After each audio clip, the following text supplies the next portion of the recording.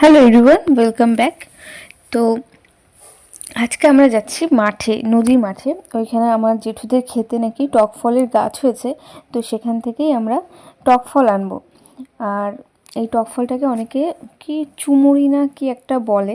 তো টক ফলটা কারা কারা জানেন সেটা অবশ্যই কমেন্ট করে জানাবেন।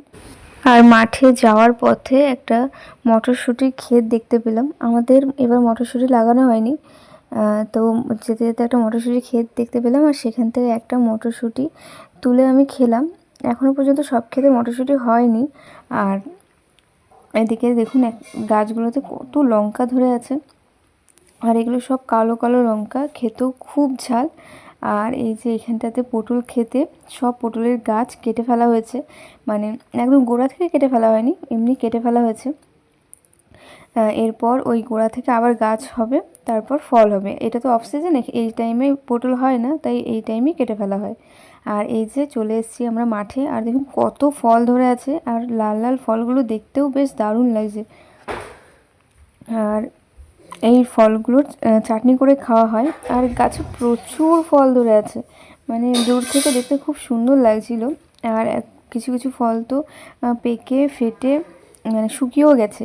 তো এখান থেকে একটা পাপড়ি আমি তুলে খেলাম। অ্যাকচুয়ালি এটা ফুল, মানে ফুলের পাপড়িটাকেই খাওয়া হয়, ফলটা খাওয়া হয় না, ফলটা বীজ হয়। আর তার সাথে এখানে লাগানো হয়েছিল লাল শাক, পালং শাক, মেথি শাক, ধনে শাক, মূলো, এই সব কিছু লাগানো হয়েছিল।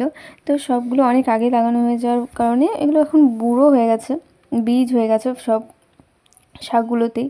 এই মেথি শাকেরও ফল চলে আসে, মনে হয় এগুলো বীজ রাখার জন্যই এখনও পর্যন্ত আছে। আর ওই সাইডটাতে ছিল কলই শাক।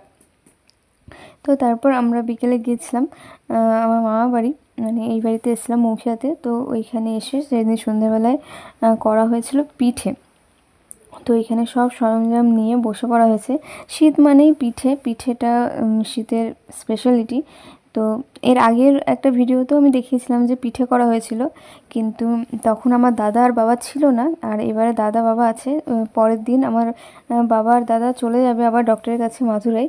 তো তার জন্য আগের দিন পিঠে বানানো হচ্ছে এখানে। অনেক রকমের পিঠে বানানো হয়েছিল, মালপোয়া, পুলি পিঠে, সাজের পিঠে। তো সব ভিডিও করা হয়নি। তো এখানে মালপোয়ার জন্য ব্যাটার তৈরি করা হচ্ছিল। আর এই পিঠে এইসব এই কাঠের উনুনেই ঠিক আছে, এখানে মানে এই উনুনে করলে সেটা টেস্ট অন্যরকম হয়। আর এই যে পুর হিসেবে খোয়া ব্যবহার করা হয়েছিল। আর পরের দিন সকালবেলাতে, একদম সকালে 8টার সময় ওরা বেরিয়ে পড়েছিল, আমার বাবা আর দাদা, মাথুরায় যাওয়ার জন্য। তো আমরা সবাই যাচ্ছিলাম ওদের এগিয়ে দিতে। এটা বাবার মানে 1 মাস হলো বাবারা এসছে, তারপর 1 মাস পরে যেতে বলা হয়েছিল। মাঝে একবার ভিডিও কলে দেখেছে ডক্টর। তো 1 মাস হয়ে গেছে, এরপর ওরা যাচ্ছে, এরপর চেক আপ হবে ফুল বডি দিয়ে, তারপর যা রেজাল্ট আসবে, রিপোর্ট যা আসবে তার সেই অনুযায়ী ট্রিটমেন্ট হবে। বা যদি সব ঠিকঠাক থাকে তো আবার ওরা 2-3 দিনের মধ্যেই ফেরত চলে আসবে। যাওয়া আসাটাই যতটা ঝামেলা, মানে 3 দিন লাগে যেতে প্লাস আসতে, মানে 6 দিন যেতে আসতে লেগে যাবে। তারপর মাঝে যা টাইম ওদের লাগবে ট্রিটমেন্টের জন্য। তো বেরিয়ে পড়ছে ওরা আজকে সকাল বিকেল 4টে থেকে ট্রেন আছে হাওড়া থেকে। এখন ওরা হাওড়া অবধি যাবে।